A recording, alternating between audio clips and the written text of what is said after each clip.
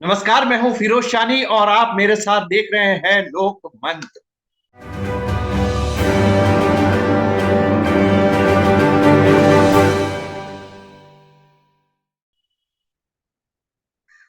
आज चार उत्तर भारत के चार राज्यों के नतीजे लगभग आ चुके हैं और सबसे शॉकिंग जो चीज है, जो बात सबने देखी है, तमाम जितने आ, चुनाव के सर्वे आए थे, एग्जिट पोल के सर्वे आए थे, उसको सबको उन्होंने गलत साबित कर दिया। कांग्रेस इन तीनों उत्तर भारत के राज्यों में बुरी तरह से हारी। कहा तो कहा जा रहा था कि राजस्थान जो है वहां पर कांटे की टक्कर है, बाकी एमपी में लग रहा था कि जीत रही है, छत्तीसगढ़ में भी लग रहा था जीत रही है, लेकिन ना सिर्फ एमपी, राजस्थान, छत्तीसगढ़ तीनों ही जगह कांग्रेस हार गई। सिर्फ एक मात्र राज्य ऐसा है जो साउथ की तरफ है, दक्षिण की तरफ है, तेलंगाना, जहां पर उसने बहुत अच्छा परफॉर्म किया, वो जीत गई। अब इस हार के बाद काफी कुछ सवाल उठने लगे हैं लीडरशिप को। लीडरशिप मतलब केंद्रीय लीडरशिप नहीं, जो प्रदेश की लीडरशिप है उसको लेकर कई बातें उठने लगी हैं। तो इसके लिए हमारे बीच है, हम लोग इसी पे चर्चा करेंगे। हमारे साथ जुड़ रहे हैं रायपुर से पूरन रथ, यूपी से हैं आपके राजेश यादव, और दिल्ली से हैं आशु सक्सेना। कि आप ये जो चुनाव के नतीजे अब सामने नजर आ रहे हैं, जो लगभग तस्वीर साफ हो चुकी है, उसको किस रूप में देखते हैं आप बताइए। 2 से 3 मिनट में बात खत्म कीजिए। कि ये जो वनडे खत्म हुआ है ना, वो कुछ वैसा हो रहा है कि आप सेमीफाइनल जीत गए लेकिन फाइनल में आप अटके हुए हैं। इंडिया टुडे, इंडिया का जो गठबंधन है उसके लिए बेहतर हुआ है। कांग्रेस को सबक है, लेकिन इंडिया गठबंधन की तो बहुत बेहतर स्थिति है। अब 6 तारीख की मीटिंग में देखिए ना, अब कांग्रेस हम ही है, हम ये नहीं करेगी। अब कांग्रेस को समझना पड़ेगा कि क्षेत्रीय पार्टियों की एक भूमिका है यूपी के अंदर। हमें हमें नहीं करने लगेगी, तो समझना पड़ेगा। ठीक है, मुलायम सिंह इस बार अभी नहीं है, अखिलेश है, लेकिन बाई डिफॉल्ट अब अखिलेश ही है ना। जैसे आपने कह दिया मध्य प्रदेश में अखिलेश कौन? अरे भाई, अखिलेश मुख्यमंत्री रह चुके हैं 5 साल।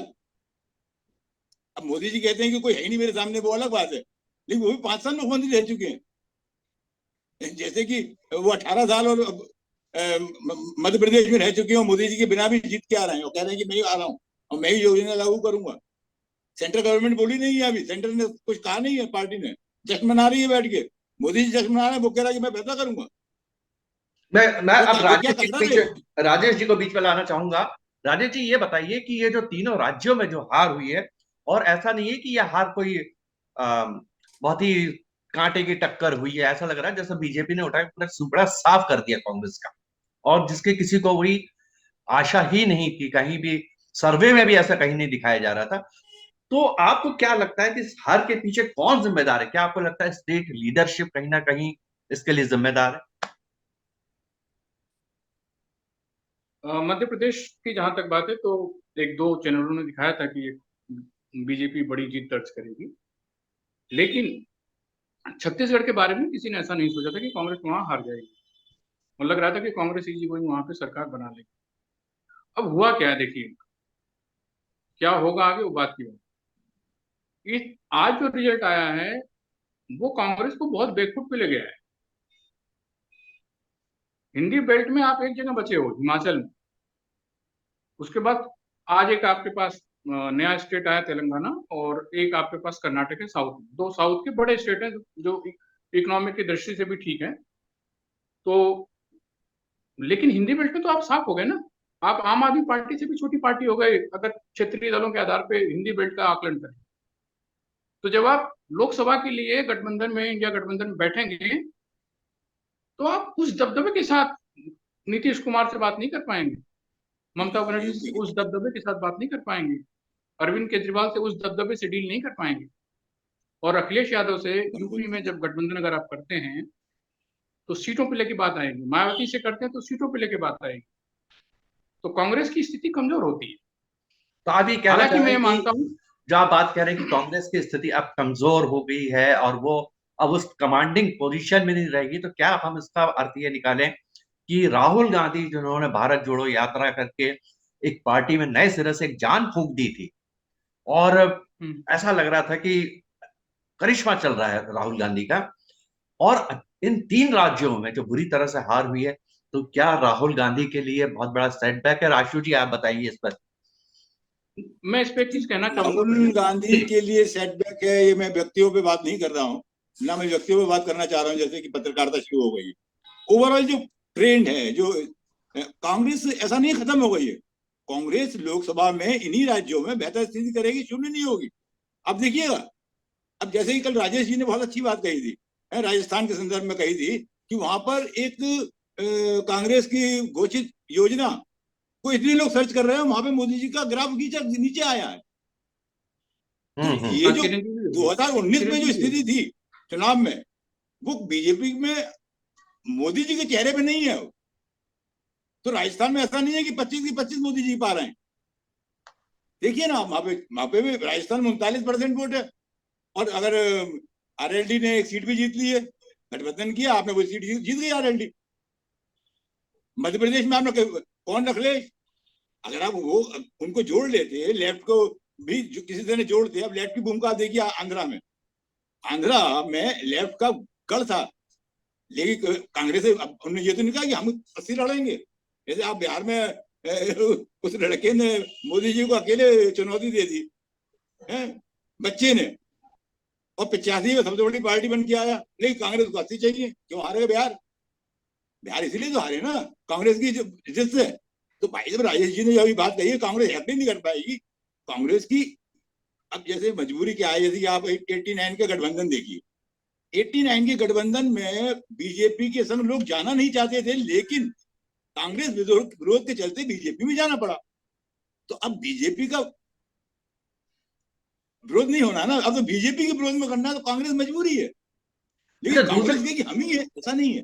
दूसरी बात मैं ये जानना चाहूंगा, आप दोनों से ही जानना चाहूंगा मैं, कि देखिए चारों तरफ ये बड़ा ऑब्वियस सा है। अगर आप सड़क पे भी चल रहे हैं, रिक्शे में बैठे हुए हैं, पान की दुकान पे भी है, तो वहां पर जो आप लोगों से आप जब बात करते हैं तो आपको सुनाई देता है, और लोगों की राय होती है कि सब कहते हैं साहब बहुत ही बेरोजगारी हो गई है, लड़के लड़की हमारे घर पे बैठे हैं, पढ़े लिखे हैं, रोजगार नहीं है, धंधे चौपट हो गए हैं, भ्रष्टाचार है, दुनिया भर की बात सब बात करते हैं। लेकिन इस चुनाव को देख के तो ऐसा लगता है कि ये सब मुद्दे कहीं मैटर ही नहीं किया इन्होंने। इन्होंने मैटर ही नहीं किया, और बल्कि कहीं जगह, मैं मध्य प्रदेश की भी बात करना चाहूंगा, मैं राजस्थान की भी बात करना चाहूंगा, जहां पर सिर फिरोज कलम भाई, की बात हो रही है। तो क्या अभी भी यहाँ पर जो हमारे का जो समाज है, अभी धर्म के आधार पर ही अभी भी वोटिंग कर रहा है? जी नहीं, फिरोज भाई 40% वोट वहां पर है, 40% वोट वहां पर है, और अदर्स में, राजस्थान में अदर्स को 11% वोट पड़ा है। जी। अगर कांग्रेस का अदर्स का वोट जोड़ दीजिए तो बीजेपी 48 से मतलब बहुत पीछे पहुंच जाएगी राजस्थान में। तो आप, मैं इसलिए मैं कह रहा हूँ ना कि ये बढ़िया सेमीफाइनल है, फाइनल में बहुत दिक्कत है। अभी आप जो कह रहे हैं, देखिए चर्चा नहीं होती, हर जगह चर्चा हो रही है, आदमी देख रहा है क्या है। और विद इन पार्टी सबसे बड़ी बात हो रही है। अब पार्टी के अंदर जो बीजेपी कार्टर पार्टी नहीं है। अब आप इसी चुनाव के बाद जिस छत्तीसगढ़ की आप लोग चर्चा कर रहे हैं, वहां सबसे पहले कौन आदमी ने बोला? एग्जिट पोल आने के बाद पहला बयान किसका था? क्या मोदी जी का था? नहीं था ना। हर वक्त एक्स पे अवेलेबल रहते हैं। सबसे पहला बयान था रमन सिंह का। तो इस जीत के पीछे रमन सिंह लोकल लेवल में बैठ के देख रहे हैं, वो वहां के नायक हैं। लेकिन मोदी जी ऐसा माहौल बनवा रहे हैं जैसे कि ऐसे इवेंट मैनेजमेंट हो रहा है। ईएम और पीएम का फर्क होना चाहिए बहुत। राजेश जी, इवेंट मैनेजमेंट, मैं आपसे एक बात पहले पूछना चाहूंगा कि आप, जैसे हमने, खासकर मैं मध्य प्रदेश की बात करूंगा, मध्य प्रदेश में आपने बहुत वक्त निकाला है, वहां पर जॉब किया है और पत्रकारिता की है वहां पर। तो मैं आपसे ये जानना चाहता हूं कि कांग्रेस ने भी, खासकर मैं कमलनाथ जी के बारे में बात करना चाहूंगा, कि आप हनुमान मंदिर बना रहे हैं, आप बाबाओं के उसमें लगे हुए हैं, दंडवत हो रहे हैं, तो ये करके तो आप बीजेपी की बी टीम बन रहे हैं ना। वो तो ऑलरेडी वो खेल खेल ही रही है, तो आपको वहां से गेन कहां से होने वाला है? तो क्या कहीं ना कहीं यहाँ पर कमलनाथ मात खा गए, या दिग्विजय सिंह? हम इन दोनों का भी बयानों को देखें तो बड़े उल्टे से, खासकर दिग्विजय सिंह तो इस मामले में बड़े मशहूर भी हैं वो, कि उनकी जबान हमेशा ही फिसल जाती है। तो आपको लगता है कि ये उल्टा पड़ गया? आप बी टीम बन के वहां पर कर रहे थे, आपके पास इतने सारे मुद्दे थे वहां पर, और खासकर पिछली बार जब आप चुनाव जीत के आपने सरकार बनाई और उसके बाद सिंधिया अपने लोगों को लेकर निकल गए और सरकार को गिरा दिया। एक बहुत बढ़िया आपके पास मौका था, लेकिन आपने वो खो दिया, बजाय इसके कि जो वहां के जो मुद्दे हैं उनको उठाए बगैर आप बी टीम बन के वहां पे धर्म के आधार पर आपने राजनीति करने की कोशिश की। क्या कहना है आप? देखिए, मध्य प्रदेश को उसे आपको भी समझना होगा। मध्य प्रदेश बहुत प्यारा और बहुत खूबसूरत स्टेट है, और लोग भी वहां पे बाकी स्टेट से अलग है। कमलनाथ को सीएम प्रोजेक्ट करना मुझे लगता है दिल्ली से गलती हो गई। मतलब कांग्रेस की जो राजनीति है, कमलनाथ को उन्होंने आगे करके गलती कर दी। और गलती इसलिए कह रहा हूं कि देखिए, कमलनाथ का अपना व्यक्तिगत वोट पूरे मध्य प्रदेश में नहीं है। मतलब एक नेता का जो एक छवि होती है ना कि उनके नाम पे वोट पड़ जाएगा, वो छवि पूरे मध्य प्रदेश में कमलनाथ की नहीं। प्लस आप कमलनाथ को खड़ा कर रहे हो, दूसरी तरफ आप बोल रहे हो कि राहुल गांधी भाषण में बोल रहे हैं कि हम जाति जनगणना की बात करेंगे। हुआ क्या इसमें कि एक तरफ आपने ओबीसी की और दलित की बात की, लेकिन आप प्रोजेक्ट किसको कर रहे हो? कमलनाथ को। उनकी कास्ट यूपी में तो ओबीसी में आएगी, लेकिन पंजाब और मध्य प्रदेश में नहीं आती। कमलनाथ खत्री पंजाबी हैं, जबकि मध्य प्रदेश का पंजाबी पंजाबी की संख्या बहुत हाँ, कम। हाँ, पंजाबी खत्री माना जाता है। तो जाति के समीकरण के हिसाब से वो फेल है, एज के हिसाब से वो युवाओं की पसंद नहीं है। प्लस ओबीसी की और आपकी दलित की बात की, तो ओबीसी को मैसेज क्या गया? क्या जब ओबीसी को वोट देना तो शिवराज सिंह क्या बुरा है? जी शिवराज सिंह चौहान वहां पे पिछले आराम 18 साल से सीएम है ही ना भाई। और कोई विवाद उनसे नहीं जुड़ा। ठीक है, उनकी पार्टी की सरकार की करप्शन को लेकर जो मुद्दे हैं वो सारी चीजें हैं। कोई विवादित बयान आपने सुना जो शिवराज सिंह चौहान के मुंह से निकल गया हो और उसकी बड़ी चर्चा हुई हो? बहुत कम नेता हैं ऐसे। और मध्य प्रदेश में कोई बीजेपी को प्रयोग नहीं करना पड़ा है गुजरात जैसा। बीजेपी में ऐसा भी नहीं कि हिंदू मुस्लिम पर राइट्स हो गया बहुत बड़ा, किसानों को लेकर जरूर कुछ मामला हुआ है। तो लोग बड़े सीधे हैं। दूसरा एक पॉइंट मैं बोलना चाहूंगा, 17 तारीख को वोटिंग हो रही है, तो 15 तारीख को देश भर के किसानों की जेब में पीएम किसान निधि का पैसा जा रहा है। क्यों जा जी रहा है जी भाई? 17 तारीख को वोटिंग हो रही है और पीएम किसान निधि का पैसा जा रहा है, तो कोर्ट में आप ये कह के तो बच जाते हो कि नहीं हमने तो पूरे देश में दिया, अब ये लोगों के लाभ की योजना इसलिए हम रोक नहीं सकते, तो कोर्ट भी वहां हाथ खड़े कर देता है। लेकिन आप सोचिए, जिस गरीबी में इस वक्त देश है, मैं बिहार के डाटा से तुलना करता हूँ, 60% लोग ऐसे हैं वहां पे जो 20,000 से कम कमाते हैं, और उसमें 34% लोग ऐसे हैं जो 6,000 से कम कमाते हैं। इसी के आसपास एमपी का डाटा भी होगा। तो जिस गरीब आदमी की जेब में 2,000 इलेक्शन से पहले पड़ रहा है लीगल तरीके से, बाकी जो होता होगा जो पार्टियां करती हैं उसमें नहीं जा रहा, लीगल तरीके से जा रहा है, क्या उसके मतों पे फर्क नहीं पड़ रहा है? जी जी जी। क्या वो असर नहीं कर रहा है? क्या चुनाव आयोग को उस तरफ नहीं देखना चाहिए?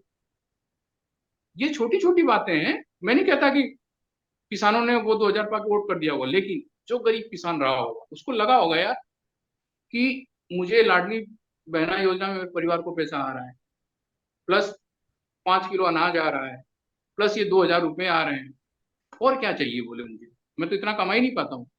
उसको लगेगा कि नहीं ये सरकार ठीक है, और वो गया चुपचाप वोट देके चला है, उसको नहीं मतलब बाकी चीजों से। आशु जी, आप ये बताइए मुझे कि इस जबरदस्त सेटबैक के बाद अब कांग्रेस, और आज जब हम कांग्रेस की बात करते हैं तो हम राहुल गांधी की बात करते हैं, प्रियंका गांधी के बारे में बात करते हैं, दोनों को ही हम एक्टिव देख रहे हैं, सड़कों पर उतरे हुए हैं, लगातार कैंपेनिंग कर रहे हैं, अ, एक जन आंदोलन की तरह की चीजें कर रहे हैं वो।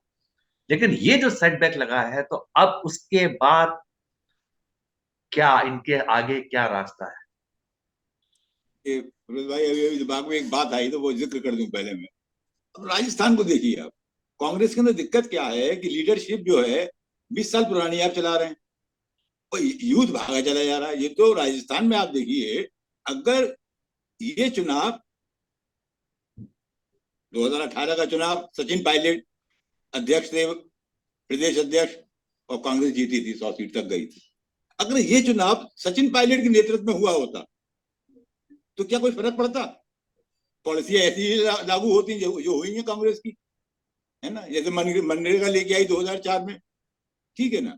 तो कांग्रेस इस लिहाज से पॉलिसीज के हिसाब से ठीक है, लेकिन लीडरशिप जो आपको चाहिए वो आप नहीं कर पा रहे हैं, क्योंकि आपके अंदर जो लोग हैं वो उसमें अटक जाते हैं कि राहुल जी आएंगे, राहुल जी, राहुल जी। कांग्रेस का इतिहास है कि मोदी लाल जी क्या हमेशा अध्यक्ष बने रहे क्या? नेहरू जी का पूरा इतिहास देख लीजिए। सुभाष चंद्र बोस वहां पर 39 में अध्यक्ष बनते हैं। राहुल उसी लाइन पे गए। राहुल ने कहा कि मैं नहीं बनूंगा, नहीं जा रहे हैं। राहुल को जो काम करना, अच्छा काम कर रहे हैं, है ना। ये जो राजस्थान की स्थिति है, अगर ये चुनाव सचिन के नेतृत्व में हुआ होता तो हालत खराब हो गई होती। मेरा एक और आखिरी सवाल आपको है, मेरा एक आखिरी सवाल है, एक एक मिनट आपको मैं दूंगा। इंडिया गठबंधन जो इसके लिए एक बहुत बड़ा सेटबैक है, और खासकर पर्सनली मुझे ऐसा लगता है कि राहुल गांधी के लिए तो है ही बड़ा सेटबैक। 2024 में जो लोकसभा चुनाव होने जा रहे हैं, उसमें क्या राहुल गांधी प्रधानमंत्री बतौर, उन्हें एक प्रधानमंत्री के फेस के रूप में पेश किया जाएगा, या इंडिया को किसी कोई और चेहरे की तलाश होगी? एक एक लाइन में। आशु जी, आप सही शुरू करता हूं, बताइए। फिरोज भाई, मेरे को लगता है कि ये चेहरा वाला जो खेल है ये 2013 से बीजेपी से निकला है। उससे पहले 77 में इंदिरा जी को उठा के मतलब फेंक दिया मतलब बुरी तरह से, रिपोर्ट है। लेकिन चेहरा तो कोई नहीं था, नहीं था ना चेहरा। अब ऐसा माहौल बनाया गया कि इस पूरी दुनिया के अंदर, इस देश के अंदर सिर्फ एक ही चेहरा है, उसी पार्टी की तरह। आप हालत देख लीजिए, कल पर मुख्यमंत्री कैसे बनेंगे उस पर खबरें शुरू होंगी। आज आप लोग खत्म कर लीजिए, इंडिया अपना काम शुरू कर देगा। और नहीं, मोदी क्या को कह आपको रहा हूँ लगता है 65 कि सीटों पे। 2024 में हो सकता है कि ममता को सामने लेकर आए, खड़गे को सामने लेकर आए, या इवन नीतीश कुमार को लेकर देखिए, आए? राजेश जी, कोई आपसे, किसी को राजेश लेके नहीं जी। आएंगे, किसी को लेके नहीं आएंगे। छत्रप जो है अपना अपना खेल करेंगे। अब तमाम कोशिशों के बावजूद कि दीदी वहीं पे गिर गई, दीदी चुनाव हार गई है, लेकिन मोदी को नहीं जीतने दिया। 75 में मोदी पहुंचे, टूट जी फूट करने गया और तमाम चीजों से। अब क्या लोकसभा चुनाव में जो पिछली बार 19 में मोदी जी ने 10 सीट बढ़ा ली थी, क्या इस बार इस स्थिति में है? मैं बंगाल के अंदर क्या, मैं आपको फिर दोबारा वो कर रहा हूँ। मैं जनादेश में लिख चुका हूँ 22 अगस्त को कि ये जो इंडिया गठबंधन है इसके अंदर केजरीवाल आएंगे। कांग्रेस का फैसले गलत नहीं होते। मोदी के प्रधानमंत्री बनने के बाद जब दिल्ली से कांग्रेस की सरकार गई, तब सबसे पहले कांग्रेस सरकार जाने के बावजूद केजरीवाल को बिना शर्त समर्थन दे दिया था बीजेपी को रोकने के लिए। वो तो केजरीवाल ने खुद अपने अलग हो गए। अब कांग्रेस की स्थिति वो है कि केजरीवाल को आप बिल्कुल वैसे ही एक्सेप्ट करेंगे, कांग्रेस की कह रहा हूं, वैसे ही एक्सेप्ट करेंगे जैसे कि जनता दल बीजेपी को एक्सेप्ट करता था, या बीपी सिंह ने बीजेपी को एक्सेप्ट किया था लेफ्ट से तालमेल के बावजूद। जी राजेश तो जी। कांग्रेस जो अपने केंद्र में चल के देखो, ध्यान में रिपीट होने जा रहा है, मेरा ये 96 मानना रिपीट होने है, जा रहा है, मुझे ऐसा लग रहा है जी राजेश जी। कि कि वो जो मेरा ये मानना 190 का नेशनल फ्रंट का ब्लॉक बना था, है राष्ट्रीय मोर्चा जो बना था, वैसा ब्लॉक अब की से 200 से ऊपर होगा बीजेपी के खिलाफ। तो कांग्रेस उसको समर्थन देगी, और ये पहला मौका होगा अगले 24 से लेकर 29 के बीच में। अगर ऐसा हुआ, ये परिवर्तन अगर हुआ, तो कांग्रेस 5 साल सरकार चलाएगी, 80 या 96 97 की तरह सरकारों को गिराएगी नहीं, या बीपी सिंह का जो हालत करा था वो हालत नहीं होगी। जी राजेश जी, एकदम आखिरी, सिनेरियो बदल जाएगा देश का। राजेश जी आपसे आखिरी कमेंट, राजेश जी। हाँ, देखिए, अभी बीजेपी को इस चुनाव के बाद तो एज हो गया है, नो डाउट। और पीएम इंडिया गठबंधन से कौन होगा वो एक अलग सवाल है, उसकी चर्चा मेरे ख्याल से हमें बाद में करनी चाहिए। हालांकि मेरा ये मानना है कि विधानसभा चुनाव अलग होते हैं, लोकसभा चुनाव अलग होते हैं। लोकसभा में राहुल गांधी के लिए भी वोट पड़ सकता है, ऐसा नहीं है कि राहुल गांधी के लिए वोट नहीं पड़ेगा। यही मध्य प्रदेश, यही राजस्थान में राहुल गांधी के लिए जनता हो सकता है कि बाहर निकल के आए और वोट करे। दूसरा, नीतीश कुमार, ममता बनर्जी और आपने खड़गे जी का नाम लिया, मैं हाँ, साथ में अगर बीएसपी की एंट्री अगर हो जाती है तब तो मैं खड़गे जी की बात नहीं करूंगा, तब तो मायावती जी से आपको बहुत सारी चीजें पूछ के करनी पड़ेंगी, फिर नहीं तो खड़गे जी एक बढ़िया चेहरा होंगे, क्योंकि ऐसी कंडीशन में मुझे नहीं लगता है राहुल गांधी अपना फेस आगे करना पसंद करें। लेकिन कांग्रेस को राहुल गांधी का फेस आगे करके चुनाव लड़ना चाहिए, अगर बाकी गठबंधन के सदस्य उस बात पे सहमत होते हैं तो कभी जी। ना कभी तो आपको तो आप जी, आगे बढ़ेंगे। आप लोग का बहुत बहुत शुक्रिया जो आप इस प्रोग्राम में जुड़े। और ऐसा लगता है कि एक पूरे कांग्रेस के खेमे में आप देखेंगे कार्यकर्ताओं में जो एक जोश आ गया था, और इन हार के बाद ऐसा लगता नहीं कि, या तो इस हार से उबरने में उन्हें बहुत वक्त लगेगा, और कांग्रेस के पास भी कोई बहुत ज्यादा वक्त है नहीं। 6-8 महीने में लोकसभा चुनाव होने जा रहे हैं। ऐसे में वो इस सदमे से कैसे उभरेगी, वो अपने कार्यकर्ताओं को दोबारा कैसे एकजुट कर पाएगी, ये देखने वाली बात होगी। और फिलहाल के लिए हम इस चर्चा को यहीं समाप्त करते हैं। अगली बार हम तो फिर हाजिर होंगे तो एक नए विषय के साथ आएंगे और फिर इस पर हम चर्चा करेंगे। फिलहाल के लिए धन्यवाद।